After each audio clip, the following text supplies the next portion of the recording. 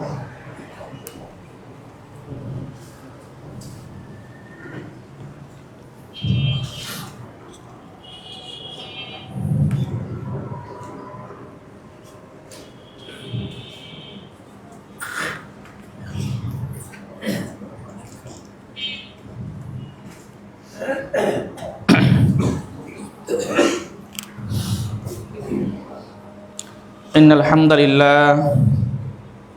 الحمد لله نحمده ونستعينه ونستغفره ونعوذ بالله من شرور أنفسنا ومن سيئات أعمالنا من يهده الله فلا مضل له ومن يضلل فلا هادي له وأشهد أن لا إله إلا الله وأشهد أن محمدا عبده ورسوله فإن خير الحديث كتاب الله وخير الهدي هدي محمد صلى الله عليه وسلم وشر الأمور محدثاتها وكل محدثة بدعة وكل بدعة ضلالة وكل ضلالة في النار يا أيها الذين آمنوا اتقوا الله حق تقاته ولا تموتن إلا وأنتم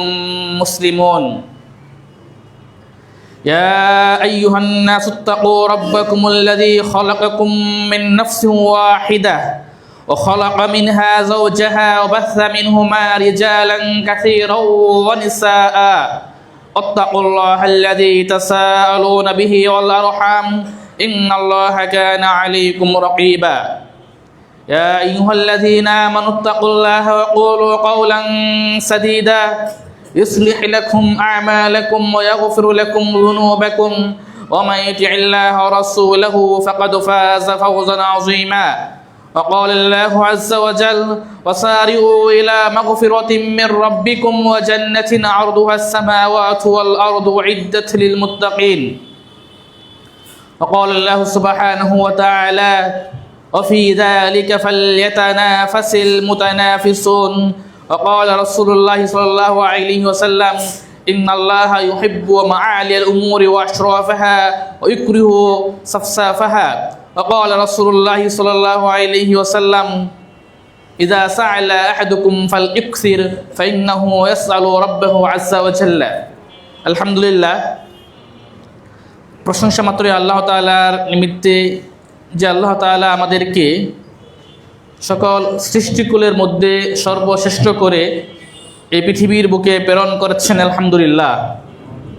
যে আল্লাহ তাআলা আমাদেরকে সবচেয়ে বড় নিয়ামত তথা ইমানের নিয়ামত মুসলিম হিসাবে প্রেরণ করেছেন আলহামদুলিল্লাহ। দুরূদ এবং সালাম বর্ষিত হোক হযরত মুহাম্মদ সাল্লাল্লাহু আলাইহি সাল্লামের উপর। অতঃপর উপস্থিত সম্মানিত মুসলিম কেরাম, আজকের এই সংক্ষিপ্ত খুতবায় আমাদের আলোচ্য বিষয় হচ্ছে সালাফদের অধ্যায়, তারা কিভাবে মুহূর্তের সিঁড়ি বয়ে উপরে উঠেছেন। অন্য কথায় বলতে গেলে আজকের বিষয়টা হচ্ছে মানে আমাদের উচ্চাকাঙ্ক্ষা, হিম্মত যাকে বলে আর কি, এই বিষয়ে আমি আলোচনা করব ইনশাআল্লাহ। প্রিয় উপস্থিতি, আল্লাহ তাআলা আমাদেরকে কোরআনে বিভিন্ন সময়ে বিভিন্নভাবে আমাদেরকে ডাকছেন, আল্লাহ আহ্বান করেছেন। আল্লাহ যখন আমাদেরকে বলছেন যে তোমরা রিজিকের সন্ধানে চলো, তোমরা রিজিক অন্বেষণ করো, রিজিক খুঁজো, তখন আল্লাহ তাআলার বলার ভাষাটা ছিল ফামশু ফি মানাকিবিহা, তোমরা জীবিকার সন্ধানে পৃথিবীর উপর তোমরা চলো। ফামশু মানে ধীরে ধীরে বিচরণ করো, চলো। আর যখন আল্লাহ তাআলা আমাদেরকে তার জিকিরের দিকে ডাকছেন, নামাজের দিকে ডাকছেন, আহ্বান করছেন, তখন আল্লাহর শব্দ চয়নটা অন্যরকম ছিল। আল্লাহ বলছেন ফাসআউ ইলা যিকরিল্লাহ, তোমরা আল্লাহর জিকিরের দিকে দৌড়ে চলো। ফাসআউ তথা দৌড়ে চলো। তার মানে যখন আল্লাহ রিজিকের সন্ধান কথা বলছেন তখন বলছেন তোমরা আস্তে আস্তে যাও, এত তাড়াহুড়া করার প্রয়োজন নেই। আবার যখন জিকিরের কথা আসছে, এখানে জিকিরের উদ্দেশ্য হচ্ছে নামাজ, সালাত, তখন আল্লাহ বলছেন ফাসআউ, তোমরা দৌড়ে চলো। আবার যখন আল্লাহ তাআলা আমাদেরকে এর চেয়ে কোনো বড় বিষয়ের দিকে ডাকছেন, জান্নাতের দিকে, আল্লাহর ক্ষমার দিকে, তখন আল্লাহর ভাষাটা আরো গভীর ছিল।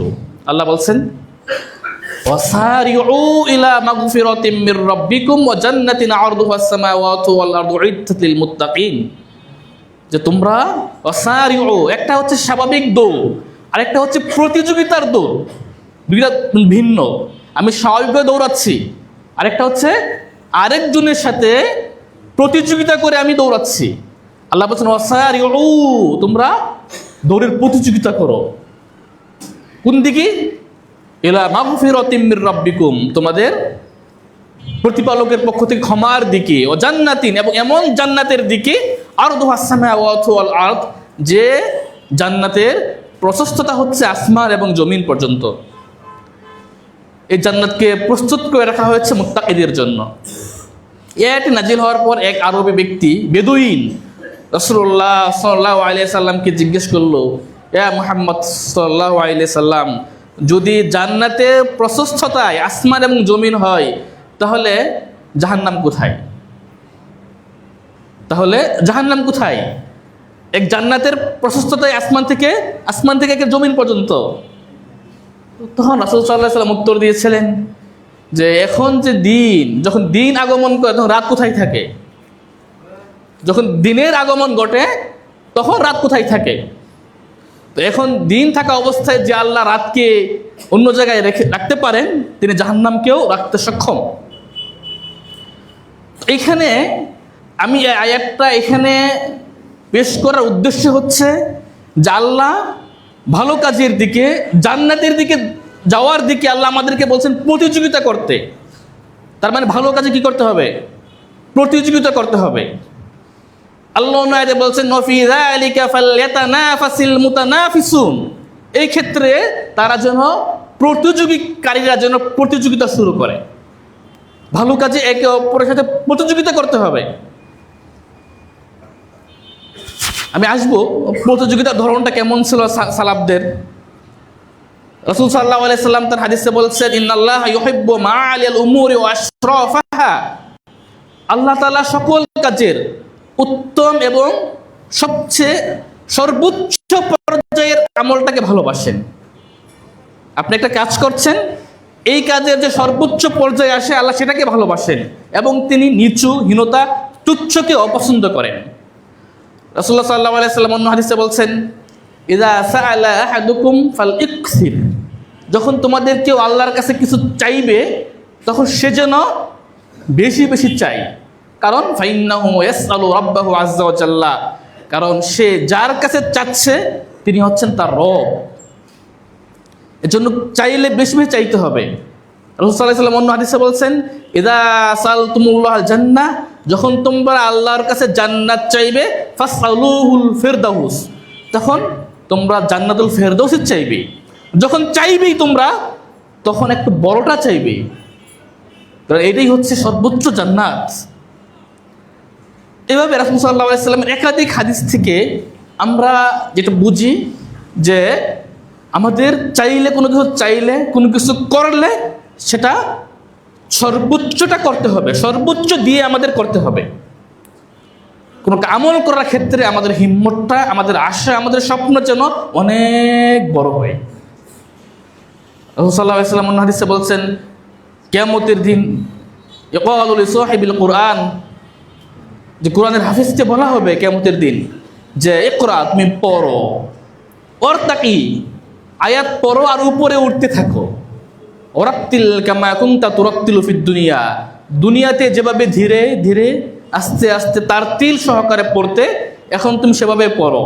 ফাইন্না মানজিলাতাকা ইনদা আখিরি আয়াতিন তাকরুহা, তোমার অবস্থান হবে সর্বশেষ আয়াত পর্যন্ত, যে আয়াতটা তুমি পড়বে। আয়াত পড়বে আর তার মর্যাদা, তার স্তর কিয়ামতের দিন কি হবে? উপরে উঠতেই থাকবে। আর আমরা চাই আল্লাহ যেন আমাদেরকে সর্বোচ্চ মর্যাদা দান করে, আমিন। তো রাসূল সাল্লাল্লাহু আলাইহি ওয়াসাল্লামের এই সকল হাদিস এবং আল্লাহ তাআলা আয়াত থেকে যেটা আমরা বুঝতে পারি, সেটা হচ্ছে আমাদের কাজ, আমাদের চাওয়া, এগুলো যেন সর্বোচ্চ পর্যায়ের হয়। আমি নামাজটা পড়বো সবচেয়ে সুন্দর করে যেভাবে পড়া যায়, আমি দান করব সেক্ষেত্রেও যেন, দানের ক্ষেত্রেও যেন আমার হিম্মতটা বড় থাকে, আমি শিখতে আসবো সেক্ষেত্রেও আমার হিম্মতটা যেন একটু উঁচু থাকে। সাহাবাদের হিম্মতটা কেমন ছিল, যেটা ইমাম মুসলিম রাহিমাহুল্লাহ তার সহিহ মুসলিমে বর্ণনা করেছেন। রবিয়া ইবিন কাব আল ইসলামি রাদিয়াল্লাহু আনহু থেকে বর্ণিত, রবিয়া বলছেন যে কুনতু আবিতু মা রাসূলুল্লাহ সাল্লাল্লাহু আলাইহি ওয়াসাল্লাম, আমি রাসূলুল্লাহ সাল্লাল্লাহু আলাইহি সাল্লামের সাথে ঘুমালাম। ফাতাইতুহু বিউদুহি ওয়া হাজাতিহি, তারপর আমি রাসূল সাল্লাল্লাহু আলাইহি সাল্লামের জন্য ওযুর পানি নিয়ে আসলাম এবং তার প্রয়োজনীয় যে জিনিসগুলো আছে এগুলো নিয়ে আসলাম। তো খেদমত করছে রাসূল সাল্লাল্লাহু আলাইহি সাল্লামের রবিয়া, সাহাবী। তারপর রাসূল সাল্লাল্লাহু আলাইহি সাল্লাম বলছেন, ইয়া রবিয়া সাল, তুমি কিছু চাও আমার কাছে। আপনাদের কি মনে হয় রবিয়া কি চেয়েছিল? আমরা হলে কি চাইতাম? বাড়ি, গাড়ি, নারী, কত কিছুই আছে চাওয়া দুনিয়াতে। কিন্তু রাবিয়া কি চেয়েছিল? রাবিয়া জান্নাত চেয়েছিল না, আমি বলবো জান্নাতের চেয়ে আরো বড় কিছু চেয়েছিল সে। তাহলে কি জান্নাতুল ফেরদৌস? এটাও চাই না রাবিয়া। তো রাসূল সাল্লাল্লাহু আলাইহি সাল্লাম বলছেন, রবিয়া তুমি আমার কাছে কিছু চাও। আপনারা একটু লক্ষ্য করে দেখেন রবিয়ার হিম্মতটা কেমন ছিল, ওর স্বপ্ন, ওর আশা আকাঙ্ক্ষাটা কত বড় ছিল। রবিয়া বলছে, আল্লাহ রাসূল আসআলু মুরাফাকাতাকা ফিল জান্নাহ, আমি জান্নাতে আপনার সাথে থাকতে চাই। শুধু জান্নাত না, সুবহানাল্লাহ, রবিয়ার চাওয়াটা কেমন, ওর স্বপ্নগুলো কেমন। রাসূল সাল্লাল্লাহু আলাইহি সাল্লাম সাইয়্যিদু ওয়ালাদ ইবনে আদম, আদম সন্তানের নেতা, যার সুপারিশ ব্যতীত আল্লাহ তাআলা কিয়ামতের দিন বিচার কার্য শুরু করবেন না, যার শাফাআত ছাড়া আল্লাহ জান্নাতের দরজা খুলবেন না। যখন সকল নবী রাসূল ইয়া নাফসি ইয়া নাফসি বলবে, তখন একমাত্র হযরত মুহাম্মদ সাল্লাল্লাহু আলাইহি সাল্লাম কি করবেন? সুপারিশ করবেন। এই মহান ব্যক্তি, আদম সন্তানের নেতা রাবিয়া কি বলছে? যে আল্লাহ রাসূল জান্নাতে আমি আপনার সাথেই থাকতে চাই। তো রাসূল বলছেন, আওয়া গায়রা যালিক, তুমি অন্য কিছু চাও? রাবিয়া বলছে, হুয়া যাক, আমি এটাই চাই। তখন রাসূল বলছেন, ঠিক আছে, ফাইন্নি আলা নাফসিকা বিকাসরাতিস সুজুদ, অতিরিক্ত সেজদার মাধ্যমে, তার মানে বেশি বেশি নামাজ পড়ার মাধ্যমে তুমি আমাকে একটু সহযোগিতা করো, যে রাখতে পারি তোমাকে আমি। আল্লাহু আকবার। এরকম চাওয়া, এরকম বড় থাকতে হবে আমাদের। রাসূল সাল্লাল্লাহু আলাইহি সাল্লামের প্রখ্যাত সাহাবী আবু বকর সিদ্দিক রাদিয়াল্লাহু আনহু বলেন যে আবু বকরের ঈমান যদি এক পাল্লায় রাখা হয় আর রাসূল ব্যতীত পুরো উম্মতের ঈমান যদি এক পাল্লায় রাখা হয়, তাহলে আবু বকরের পাল্লাটা কি হয়ে যাবে? ভারী হয়ে যাবে। আবু বকর রাদিয়াল্লাহু আনহু একদিন রাসূল সাল্লাল্লাহু আলাইহি সাল্লামের সহিহ বুখারী এবং মুসলিমের হাদিস, যেটা হাদিসটি আবু হুরায়রা রাদিয়াল্লাহু আনহু বর্ণনা করেছেন। রাসূল বলছেন, মান আনফাকা যাওজাইনি ফি সাবিলিল্লাহ নুদিয়া মিন আবওয়াবিল জান্নাহ ইয়া আবদাল্লাহ হাযা খায়র। রাসূল সাল্লাল্লাহু আলাইহি সাল্লাম বলেছেন, যে ব্যক্তি জোড়ায় জোড়ায় বস্তু আল্লাহর রাস্তায় দান করবে, তাকে জান্নাতের দরজাসমূহ দিয়ে ডাকা হবে। জান্নাতের গেট থাকবে, বিভিন্ন গেট, দরজা থাকবে। তারপর রাসূল বলছেন, ফামান কানা মিন আহলিস সালাহ, যে ব্যক্তি নামাজি হবে, দুইয়া মিন বাবিস সালাহ, তাকে ওই নামাজের একটা বিশেষ দরজা থাকবে, গেট থাকবে, ওই দরজা দিয়ে তাকে ডাকা হবে। তো নামাজ তো আমরা সবাই পড়ি, তাই না? এখানে উদ্দেশ্য হচ্ছে, আলেমগণ বলছেন, যারা বেশি বেশি কি করবে? নফল নামাজ পড়বে। যারা বেশি বেশি নফল নামাজ পড়বে তাদেরকে জান্নাতে ওই বাবুস সালাহ, এই দরজা দিয়ে তাদেরকে আহ্বান করা হবে, ডাকা হবে। ওমান কানা মিন আহলিল জিহাদ, আর যে ব্যক্তি মুজাহিদ হবে, আল্লাহর রাস্তায় যুদ্ধ করবে, তাকে জিহাদের একটা বিশেষ দরজা দিয়ে তাকে জান্নাতে ডাকা হবে। ওমান কানা মিন আহলিস সিয়াম, আর যে ব্যক্তি সিয়াম পালনকারী হবে, রোজাদার হবে, তথা বেশি বেশি নফল সিয়াম পালন করবে, তাকে জান্নাতের রাইয়ান নামক দরজা দিয়ে ডাকা হবে। ওমান কানা মিন আহলিস সাদাকা, আর যে ব্যক্তি দানশীল হবে, আল্লাহর পথে বেশি বেশি ব্যয় করবে, দান করবে, দুইয়া মিন বাবিস সাদাকা, তাকে জান্নাতের দরজা দিয়ে, বাবুস সাদাকা, এই দরজা দিয়ে তাকে ডাকা হবে। তাহলে কয়টা গেল?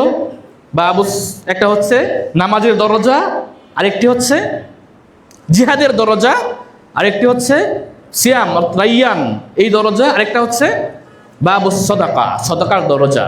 এক একটা গেট। তো যে যে আমলটা বেশি করবে তাকে ওই গেট দিয়ে ডাকা হবে। এই হাদিসটি যখন রাসূল বললেন, তো আবু বকর রাদিয়াল্লাহু আনহু বলছে, আল্লাহ রাসূল, মা আলা মান দুইয়া মিন তিলকা লাবওয়াবিন দুরুরা, আল্লাহ রাসূল, একই ব্যক্তিকে জান্নাতের সকল দরজা ডাকবে এটা জরুরি না। এখানে একটা গেট আছে, আরেকটা গেট আছে, যে কোনো একটা গেট দিয়ে মসজিদে ঢুকতে পারলেই তো আলহামদুলিল্লাহ। ফামান যুহজিহা আনিন নার ওয়া উদখিলা জান্নাতা ফাকাদ ফাজ, যাকে জাহান্নাম থেকে দূরে রাখা হবে এবং জান্নাতে প্রবেশ করানো হবে, সেই তো সফল কাম, তাই না? তো জান্নাতে যে কোনো এক দরজা দিয়ে ঢুকলেই তো হলো। আবু বকর এই কথাই বলছেন যে আল্লাহ রাসূল, একই ব্যক্তিকে জান্নাতের সব দরজা ডাকবে এটা আবশ্যক না, এটা জরুরি না। তারপরও কি ফাহাল ইদুয়া আহাদুন মিন তিলকাল আবওয়াব কুল্লিহা, আল্লাহ রাসূল, তারপরও কি এমন কোনো ব্যক্তি আছে যাকে জান্নাতের সব দরজা ডাকবে, যে আল্লাহর বান্দা তুমি এদিক দিয়ে আসো, এদিক দিয়ে আসো, এদিক দিয়ে আসো? এমন কেউ কি আছে যাকে বাবুস সালাত ডাকবে, নামাজের দরজা ডাকবে, জিহাদের দরজা ডাকবে, সিয়ামের দরজা ডাকবে, সাদাকার দরজা ডাকবে? এমন কেউ কি আছে? আপনারা একটু খেয়াল করেন আবু বকরের স্বপ্নটা কেমন এখানে, যে আবু বকর চাচ্ছে না তাকে এক দরজা দিয়ে ডাকুক। আবু বকরের স্বপ্ন হচ্ছে যে এমন কেউ যদি থাকতো যাকে জান্নাতের সকল দরজায় ডাকবে, মানে এক দরজা দিয়ে তিনি জান্নাতে তাকে ডাকবে, এতে তিনি কিনা তৃপ্ত নন, পরিতৃপ্ত নন। ওনার স্বপ্ন যে আরো অনেক উঁচুতে তাকে যেন জান্নাতের সকল দরজায় ডাকে। রাসূলও বলছেন যে নাম, হ্যাঁ এমন আছে। ও আর জোয়ান তাকুনা মিনহুম, আর আবু বকর, আমি আশা করি তুমি সেই ব্যক্তির অন্তর্ভুক্ত, সুবহানাল্লাহ, যাকে জান্নাতের সকল দরজায় ডাকবে। আরেকদিন রাসূল সাল্লাল্লাহু আলাইহি ওয়াসাল্লাম বলছেন, মান আসবাহা মিনকুমুল ইয়াওমা সাইমান, তোমাদের মধ্যে এমন কেউ আছে যে আজকে সিয়াম রাখছে? আবু বকর বললেন, আল্লাহ রাসূল, আনা, আমি আছি। রাসূল আবার বললেন যে মান তাবিয়া মিনকুমুল ইয়াওম জানাজা, আজকে তোমাদের মধ্যে কেউ কি জানাজায় অংশগ্রহণ করেছিল? আবু বকর বললেন, আল্লাহ রাসূল, আমি আছি। এটি একই দিনের কাহিনী, কিন্তু একই বৈঠকের কাহিনী। রাসূল প্রশ্ন করছেন যে তোমাদের মধ্যে আজকে কেউ সিয়াম রাখছে? আবু বকর বলছেন, আনা, আমি। রাসূল আবার জিজ্ঞেস করছেন, তোমাদের কেউ কি আজকে জানাজার নামাজ পড়েছে? আবু বকর বলছেন, আল্লাহ রাসূল, আমি। রাসূল সাল্লাল্লাহু আলাইহি ওয়াসাল্লাম আবার প্রশ্ন করেছেন, মান আদা মিনকুমুল ইয়াওম মারিদান, তোমাদের মধ্যে আজকে কে রোগীকে দেখতে গিয়েছিল? ক্বালা আবু বকর, আনা। আবু বকর বলছেন, আল্লাহ রাসূল, আমি। রাসূল আবার প্রশ্ন করছেন, এটা কিন্তু সহিহ বুখারী মুসলিমের হাদিস। রাসূল আবার প্রশ্ন করছেন যে মান আতআমা মিনকুমুল ইয়াওম মিসকিনান, আজকে তোমাদের মধ্যে মিসকিনকে কি খাবার খাওয়াচ্ছে? ক্বালা আবু বকর, আনা। আবু বকর বললেন, আমি। কয়টা? চারটা কাজ। রাসূল বলছেন পরে হাদিসের শেষে, মাজতামা'না ফিমরিন ইল্লা দাখালাল জান্নাহ, এই চারটি মৌলিক ইবাদত যদি একই দিনে কোনো ব্যক্তি করে থাকে তাহলে সে জান্নাতে প্রবেশ করবে। সুবহানাল্লাহ। এটা ছিল আবু বকর, ও স্বপ্ন ছিল এরকম। তো সাহাবাদের স্বপ্নগুলো, ওদের আশাগুলো এরকম ছিল, দান করার ক্ষেত্রেও তাদের। এখন আমি পর্যায়ক্রমে প্রথম তাদের ইলম অর্জনের আকাঙ্ক্ষাটা, স্বপ্নটাকে, হিম্মতটা কেমন ছিল, তাদের ইবাদতের হিম্মত, দাওয়াতের হিম্মত, আমি এগুলো আলোচনা করব পর্যায়ক্রমে ইনশাআল্লাহ। কেন আলোচনা করব? কেন এগুলো আলোচনা করলে কি লাভ? রাসূল সাল্লাল্লাহু আলাইহি ওয়াসাল্লাম তার হাদিসে বলছেন, আলা উখবিরুকুম বিখিয়ারিকুম, আমি কি তোমাদের মধ্যে কারা উত্তম তাদের কথা তোমাদেরকে বলবো না? সাহাবাগণ বললেন, বালা ইয়া রাসূলুল্লাহ, রাসূল আপনি বলেন কারা উত্তম। তখন রাসূল সাল্লাল্লাহু আলাইহি ওয়াসাল্লাম বলছেন, আল্লাযীনা ইযা রুউ যুকিরাল্লাহ, যাদেরকে দেখলে আল্লাহর কথা স্মরণ হয়ে যায়, যাদেরকে দেখলে আল্লাহর কথা স্মরণ হয়ে যায়। তো আমরা তো দেখতে পারবো না, আমরা কি করব? আমরা ওদের গল্পগুলো শুনবো, আমাদের গল্পগুলো শুনবো, যাতে আমরাও কি হতে পারি? তাদের পথের পথিক হতে পারি, আমরা একটু উৎসাহিত হতে পারি। তারা কীভাবে আমল করতেন? তারাও তো মানুষ ছিলেন, আমরাও মানুষ, অথচ তারা অনেকেই দুনিয়া থেকে জান্নাতের সার্টিফিকেট পেয়ে গেছে। এটা কি আপনাদের মনে হয় এমনি এমনি? দুনিয়া থেকে তারা অনেকেই জান্নাতের সার্টিফিকেট পেয়ে গেছেন, কিভাবে সম্ভব? তাদের আমল, তাদের সালাত, তাদের সিয়াম, তাদের জিহাদ, এগুলো কেমন ছিল? রাসূল সাল্লাল্লাহু আলাইহি সাল্লাম বেলালকে বলতেন, এ বেলাল আরিহনা বিসসালাহ, অর্থাৎ নামাজের মাধ্যমে আমাকে একটু শান্তি দাও, প্রশান্তি দাও। রাসূল সাল্লাল্লাহু আলাইহি সাল্লাম অন্য হাদিসে বলছেন, জুইলাত কুররাতু আইনি ফিস সালাহ, নামাজের মধ্যে আমার চক্ষু শীতল করা হয়েছে।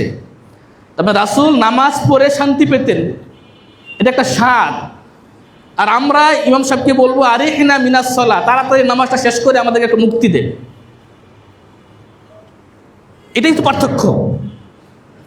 তো আমাদের সালাফদের সাহাবা, তাবিঈন, প্রথমে আসি যে তারা আমাদের কাছে এই দিন ইসলামকে পৌঁছে দেওয়ার জন্য তারা কত পরিশ্রম করেছেন, কত কষ্ট করেছেন, তারা কিভাবে এই দিনকে শিখেছেন। আব্দুল্লাহ বিন মাসউদ রাদিয়াল্লাহু আনহু তিনি বলছেন, আল্লাহি মা উনজিলাত আয়াতুন ফি কিতাবিল্লাহ ইল্লা ওয়া আনা আ'লামু ফীমা নাযালাত ওয়া আইনা নাযালাত ওয়ালাউ আ'লামু আহাদান আ'লামা বিকিতাবিল্লাহ মিন্নি তাবলুগুল মাতায়া লা আতাইতু। আব্দুল্লাহ বিন মাসউদ রাদিয়াল্লাহু আনহু বলছেন যে আল্লাহর কসম, আল্লাহর কোরআনের যে আয়াতটাই নাজিল হয়েছে, এই আয়াতটা কোথায় নাজিল হয়েছে, কার ক্ষেত্রে নাজিল হয়েছে আমি জানি। আল্লাহর পুরো কোরআনের কোন আয়াতটা কখন নাজিল হয়েছে, কার ক্ষেত্রে নাজিল হয়েছে, কি বিষয়ে নাজিল হয়েছে সেটা আমি জানি। তারপর তিনি বলছেন, আল্লাহর কসম, যদি আমি এমন কাউকে জানি যে আমার থেকে আল্লাহর কোরআন সম্পর্কে ভালো জানে, আমার থেকে আল্লাহর কোরআন সম্পর্কে ভালো জানে, যে আমি এমন কাউকে জানতে পারি এবং সেইখানে যদি উট পৌঁছতে পারে, তার মানে যত দূরেই হোক, তাহলে আতাইতু, আমি তার কাছে যাব, গিয়ে সেটা শিখবো ইনশাআল্লাহ। কোরআন শেখার হিম্মত এটা। যেখানেই হোক যদি উট পৌঁছতে পারে, মানে বাহন যেতে পারে সেখানে, তাহলে আমি সেখানে অবশ্যই যাব, গিয়ে আমি সেখানে তারপরে শিখবো।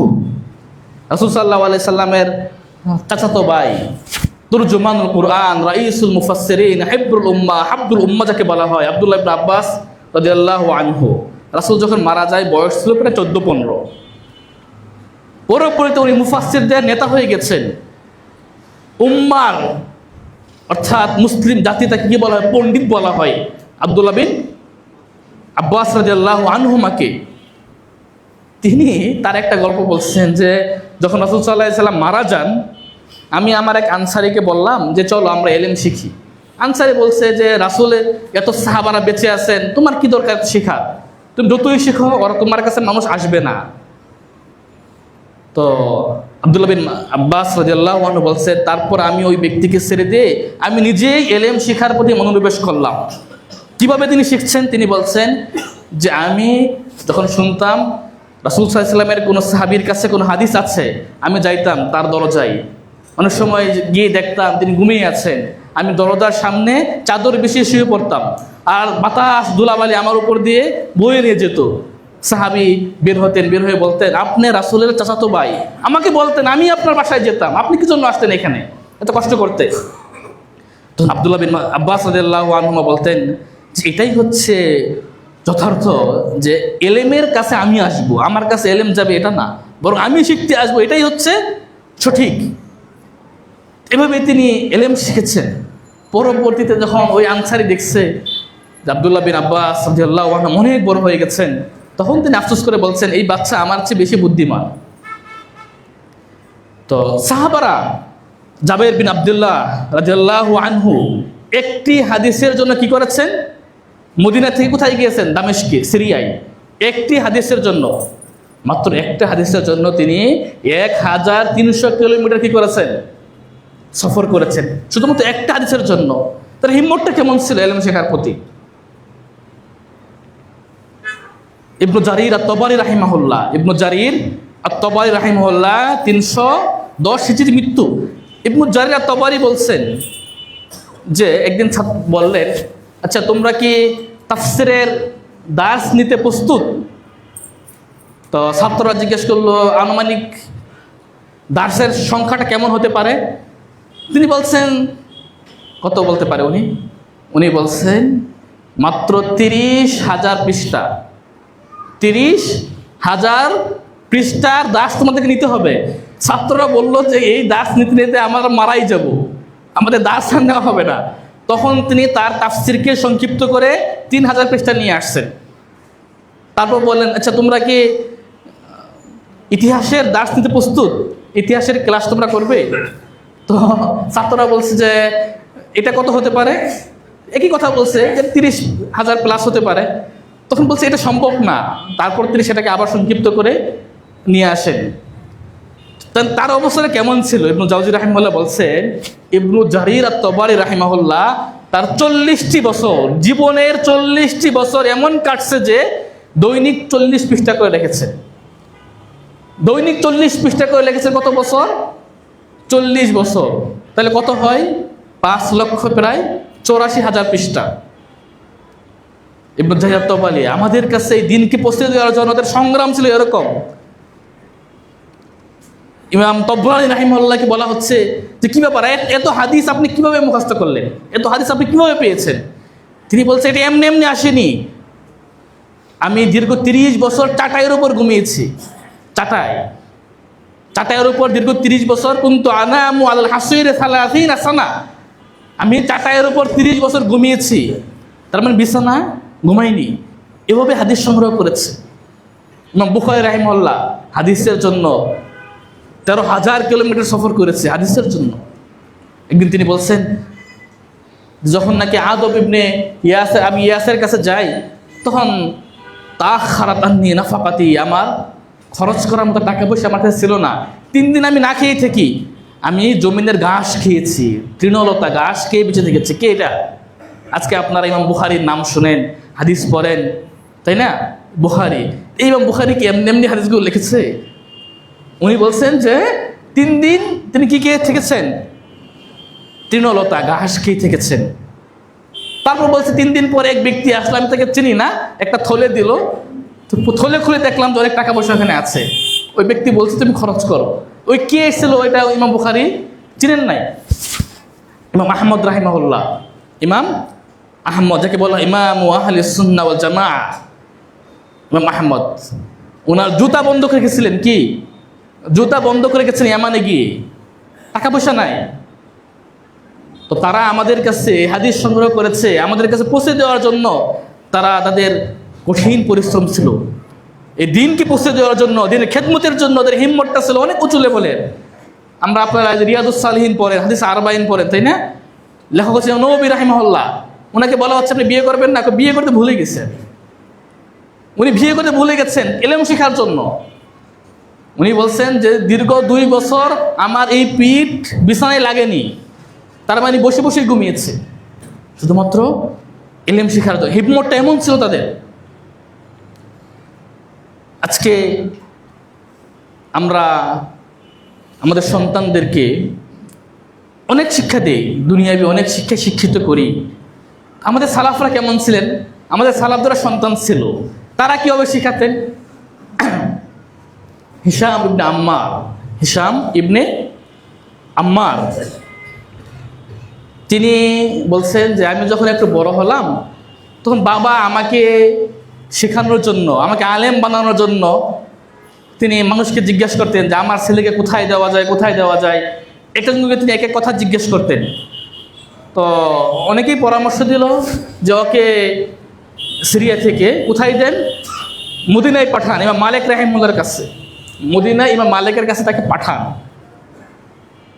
তো হিশাম বলছে, ফাবাআবি বাইতান লাহু বি20 দিনারান, আমার বাবা আমাকে এলেম শেখানোর জন্য, আমাকে মদিনায় পাঠানোর জন্য তার নিজের বাড়ি 20 দিনারের বিনিময়ে বিক্রি করে দিয়েছে।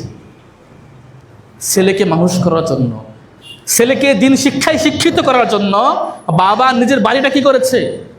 20 দিনারের বিনিময়ে বিক্রি করে দিয়েছে।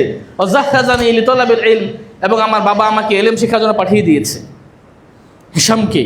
হিশাম আসছেন ইমাম মালিক রাহিমাহুল্লাহর কাছে। ইমাম মালিক রাহিমাহুল্লাহ মদিনায় রাউদার পাশে বসে বসে দাস দিতেন। আপনারা যারা হজ করতে গেছেন, রওজা, এই রওজার পাশে বসে ইমাম মালিক দাস দিতেন। একে বল ইমাম ও দারিল হিজরা।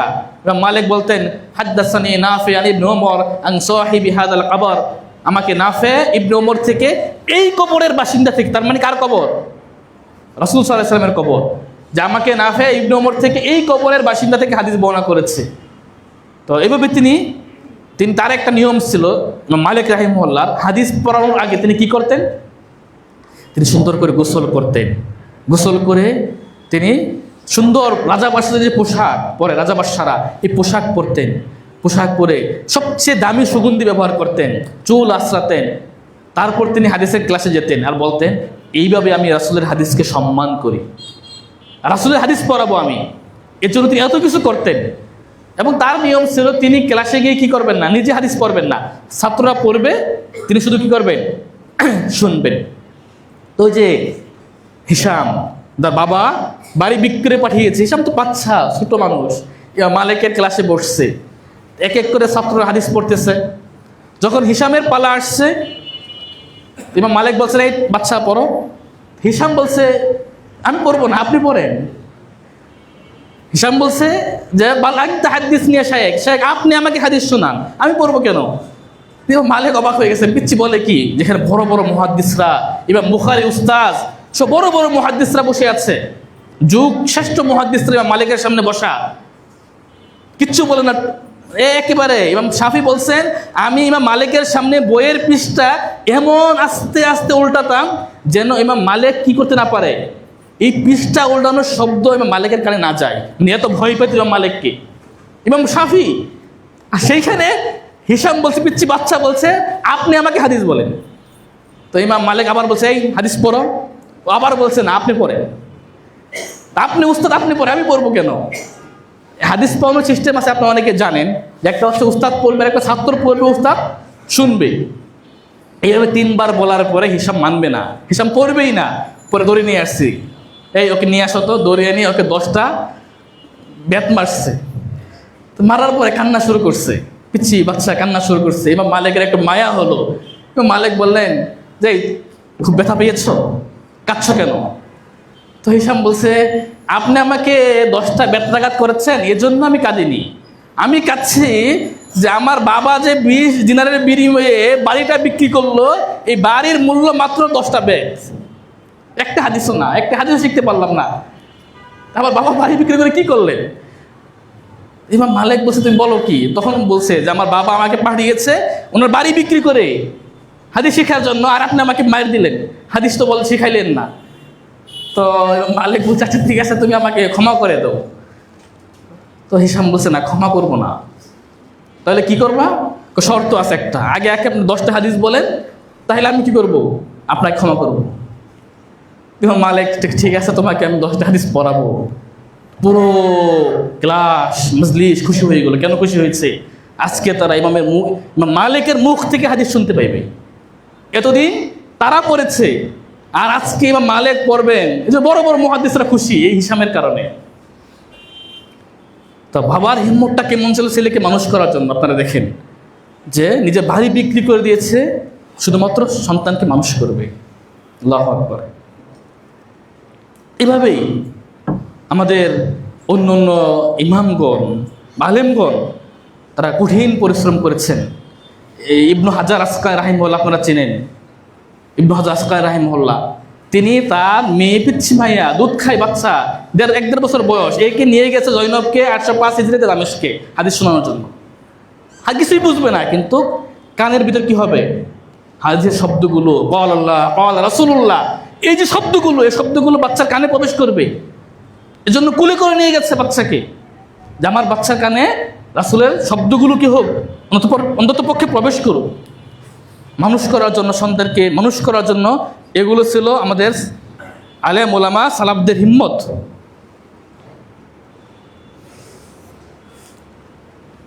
তো এগুলো অহরহ কাহিনী রয়েছে তাদের এলেম চর্চার প্রতি, তাদের অহরহ ইতিহাস রয়েছে। আমরা এখন দেখব যে তাদের ইবাদতটা কেমন ছিল। সময় খুব সংক্ষিপ্ত, আমাকে শেষ করতে হবে। আমরা 2-1টা নমুনা পেশ করলাম শুধু, যে তাদের এলেম অর্জনের জন্য তাদের আগ্রহ, তাদের হিম্মত, তাদের মনোবল কেমন ছিল, আর ইবাদতের ক্ষেত্রে তাদের হিম্মত কেমন ছিল। তারা কেউ ইবাদত করতেন, দাওয়াতের ক্ষেত্রে হিম্মতটা কেমন ছিল তাদের। হাম্মাদ বিন সালামা নামে এক ব্যক্তি ছিলেন, হাম্মাদ ইবনু সালামা। এই হাম্মাদ বিন সালামাকে যদি বলা হতো আপনার বয়স শেষ, আপনি আগামীকাল মারা যাবেন, যদি হাম্মাদকে বলা হতো আপনি আগামীকাল মারা যাবেন, তারপরেও এই হাম্মাদ বিন সালামার পক্ষে সামান্যতম আমল বৃদ্ধি করা সম্ভব ছিল না। কারণ কি? কারণ হাম্মাদ বিন সালামা এত আমল করতেন, তিনি এত পরিমাণ আমল করতেন যে এর চেয়ে আমল বাড়ানো কি না সম্ভব না। আর আমাকে আপনাকে যদি বলা হয় আপনি আগামীকাল মারা যাবেন, তাহলে আমরা বাসায় যাব না, সারাদিন এখানেই পড়ে থাকবো। কিন্তু ওনার পক্ষে সম্ভব ছিল না, তার এত আমল করতেন। এভাবেই আমাশ ওয়াকি রাহিমাহুল্লাহ বলছেন যে আমাশ রাহিমাহুল্লাহর দীর্ঘ আমাশ সুলাইমান ইবনে মিহরান, যার নাম, প্রখ্যাত মুহাদ্দিস ছিলেন তিনি, যে আমাশ রাহিমাহুল্লাহর দীর্ঘ 70 বছর যাবৎ তার নামাজে তাকবীরে তাহরিমা ছুটেনি। কত বছর? 70 বছর যাবৎ কি হয় নাই? তাকবীরে তাহরিমা ছুটেনি। এমনকি তিনি বলছেন যে আমি নিজেই তার কাছে 60 বছর আসা যাওয়া করেছি, আমি কোনোদিন তাকে এক ওয়াক্ত নামাজ কাজা করতে দেখিনি। তাকবীরে তাহরিমা পাওয়ার জন্য, নামাজের জন্য হিম্মতটা কেমন ছিল। সাঈদ ইবনে মুসাইয়্যিব রাহিমাহুল্লাহ, আবু হুরায়রা রাদিয়াল্লাহু আনহুর জামাতা সাঈদ ইবনে মুসাইয়্যিব, তিনি বলছেন যে 40 বছর আমার নামাজে তাকবীরে তাহরিমা ছুটেনি। আর এই 40 বছরের মধ্যে আমি কি করি নাই? নামাজে কারো কাঁধ বা পিঠ দেখিনি। তার মানে কি? তিনি প্রথম কাতারে ছিলেন। 40 বছর তাকবীর তাহরিমা ছুটে নাই এবং তিনি নামাজে কারো কাঁধ দেখেনি। তার মানে প্রথম কাতারে ছিলেন, এজন্য কারো পিঠ দেখার প্রয়োজন তার হয়নি। সুলাইমান বড় বিচারপতি ছিলেন, সুলাইমান হামজা আল মাকদিসি, ইবনে কুদাম আল মাকদিসির বংশধর। তিনি বলছেন যে আমি জীবনে মাত্র 2 বার একাকী নামাজ পড়েছি, মানে জামাতে পড়তে পারে নাই। কি করেছে? জীবনে 2 বার একাকী নামাজ পড়েছে। আর এই 2 বার মনে হয়েছে আমি নামাজই পড়ি নাই, তার একাকী নামাজ পড়ার কোনো স্বাদই পাই নাই। তিনি বলছেন আমি জীবনে 2 বার একাকী নামাজ পড়েছিলাম, তখন আমার কাছে মনে হয়েছে আমি মনে হয় নামাজই পড়িনি। আর যখন তিনি এই কথা বলেন তখন তার বয়স ছিল কত? 90 বছর। তিনি 90 বছর এসে বলছেন যে আমি মাত্র 2 ওয়াক্ত নামাজ আমি জামাত ছাড়া একাকী পড়েছিলাম। রাসূল সাল্লাল্লাহু আলাইহি সাল্লামের স্ত্রী উম্মে হাবিবা রাদিয়াল্লাহু আনহা বলছেন যে রাসূল সাল্লাল্লাহু আলাইহি সাল্লাম বলেছেন মান সাল্লা 12 রাকাতান ফি ইয়াওমিন ওয়া লাইলা বুনিয়া লাহু বিহিন্না বাইতুন ফিল জান্নাহ, যে ব্যক্তি দিনে রাত্রে 12 রাকাত সুন্নাহ নামাজ পড়বে তার জন্য জান্নাতে একটি ঘর তৈরি করা হবে। আমরা অনেকেই পড়ি আলহামদুলিল্লাহ, কিন্তু উম্মে হাবিবা কি বলছে যে রাসূল আমাকে হাদিসটি বলার পরে আমি জীবনে কোনোদিন এই 12 রাকাত নামাজ পরিত্যাগ করিনি। আর উম্মে হাবিবা থেকে হাদিসটি সহিহ মুসলিমে আছে। উম্মে হাবিবা থেকে হাদিসটি বর্ণনা করেছে আনবাস ইবনে আবি সুফিয়ান। আনবাস ইবনে আবি সুফিয়ান বলছে মা তারাকতুহুন্না মুনযু সামি'তুহুন্না মিন উম্মে হাবিবা, আমি উম্মে হাবিবার কাছ থেকে হাদিসটি শোনার পরে, তিনি তখন মারা যাচ্ছেন মুমূর্ষু অবস্থায়, তখন বলছে যে আমিও উম্মে হাবিবার কাছ থেকে হাদিসটি শোনার পরে আমিও জীবনে কোনোদিন এই 12 রাকাত নামাজ পরিত্যাগ করিনি। তার থেকে হাদিস বর্ণনা করেছে আমর ইবনে আউস, তিনিও বলছেন যে আনবাসা আমাকে হাদিসটি বলার পরে আমিও জীবনে কোনোদিন এই 12 রাকাত নামাজ পরিত্যাগ করিনি। তার থেকে হাদিস বর্ণনা করেছেন নু'মান বিন সালেম, তিনিও বলেছেন যে আমাকে এই আমর ইবনে আউস হাদিসটি বলার পরে আমিও জীবনে কোনোদিন এই 12 রাকাত নামাজ পরিত্যাগ করিনি। সুবহানাল্লাহ, তাদের হিম্মতটা কেমন ছিল। রাসূল সাল্লাল্লাহু আলাইহি সাল্লামের একটা হাদিস রয়েছে, আপনারা অনেকে আমলও করে থাকেন। রাসূল সাল্লাল্লাহু আলাইহি সাল্লামের মেয়ে ফাতেমা রাদিয়াল্লাহু আনহা, আমি সংক্ষেপে বলে শেষ করে দিচ্ছি, যে ফাতেমা একদিন রাসূলকে এসে বললেন আমাকে একটা খাদেম দেন। রাসূল তাকে দোয়া শিক্ষা দিলেন, মাম্মু যখন তুমি ঘুমাতে যাইবে তখন 33 বার সুবহানাল্লাহ, 33 বার আলহামদুলিল্লাহ এবং 33 বার আল্লাহু আকবার পড়বে। এটা আমরা অনেক আমল করি, কিন্তু আমি যেটা বলতে চাচ্ছি, এই হাদিসটি বলার পরে আলী রাদিয়াল্লাহু আনহু বলছেন যে আমি হাদিসটি শোনার পরে জীবনে কোনোদিন এই আমল ছাড়িনি। তখন এক ব্যক্তি বলছে আচ্ছা আপনার মাঝে আর মুয়াবিয়ার মাঝে একটা যুদ্ধ হয়েছিল, সিফিনের যুদ্ধ, কঠিন যুদ্ধ। এই কি যুদ্ধের রাত্রেও কি আপনি আমল ছাড়েন নাই? আপনি যে বলছেন জীবনে কোনদিন ছাড়েন নাই।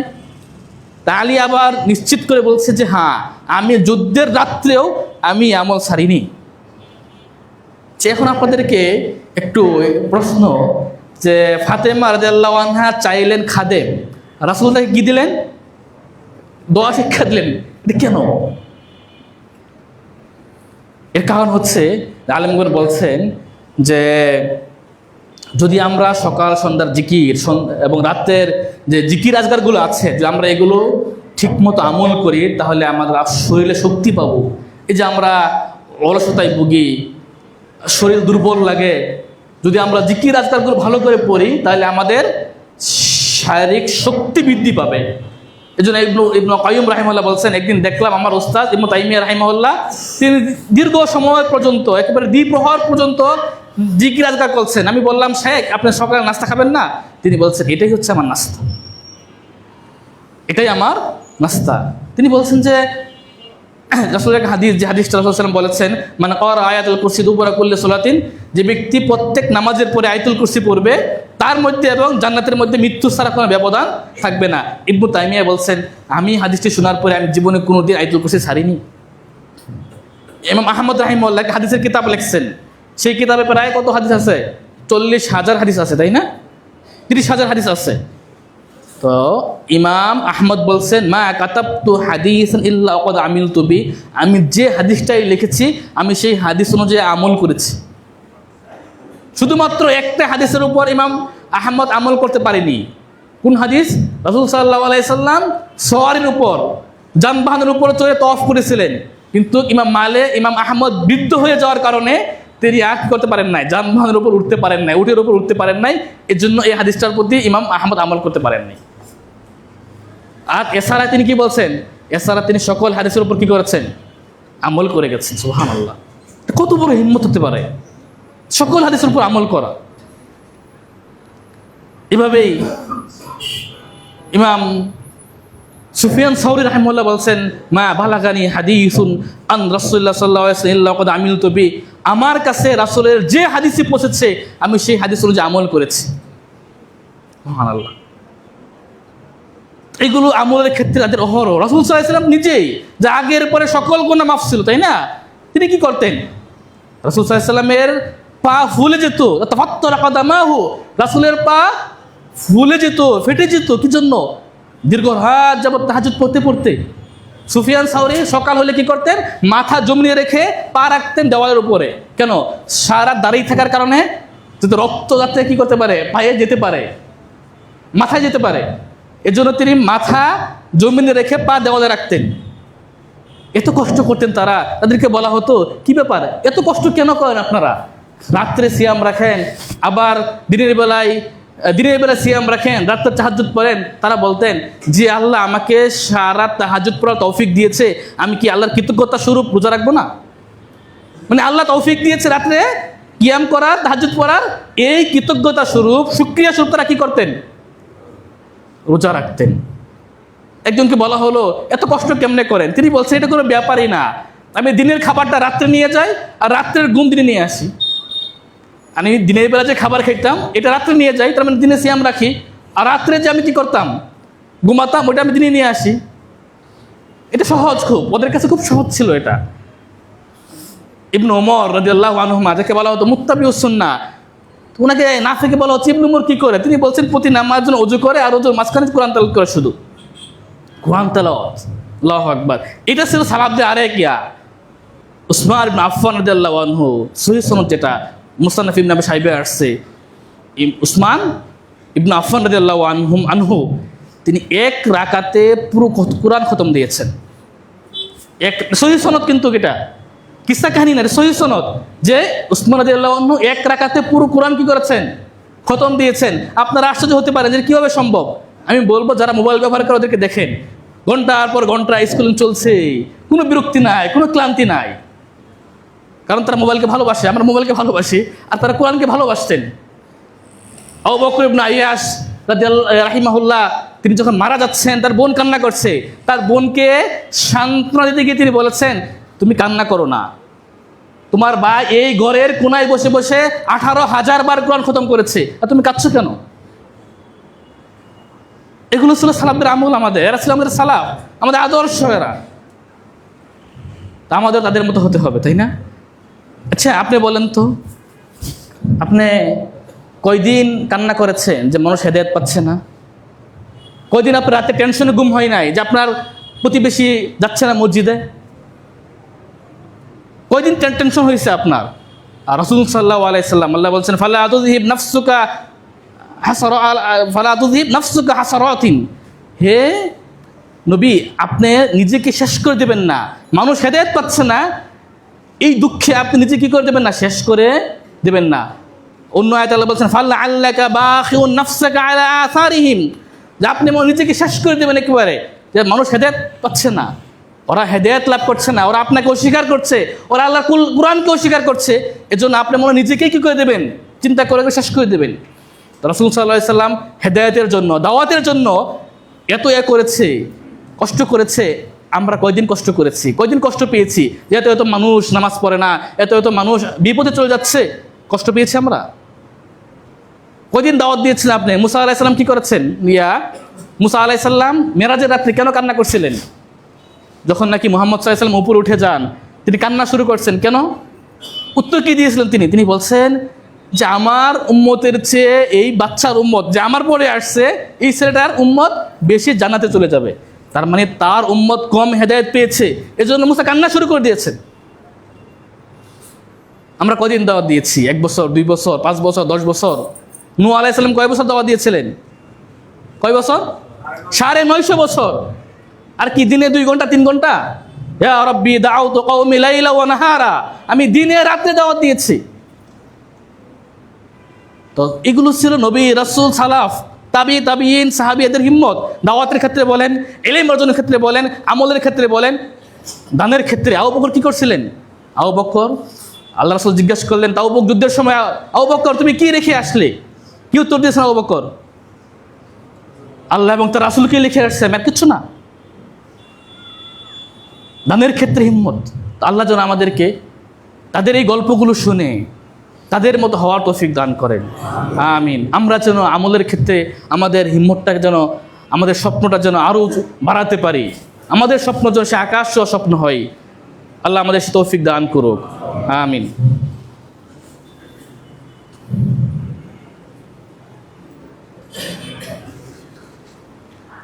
আলহামদুলিল্লাহ আলা ইহসানি ওয়া শুকরু লাহু আলা ইহসানি, আশহাদু আল্লা ইলাহা ইল্লাল্লাহু তা'যীমান লিশানি, আশহাদু আন্না মুহাম্মাদান আবদুহু ওয়া রাসূলুহু দা'iয়ান ইলা রিদওয়ানি, সাল্লাল্লাহু আলাইহি ওয়া আলা আলিহি ওয়া আলা ইখওয়ানি।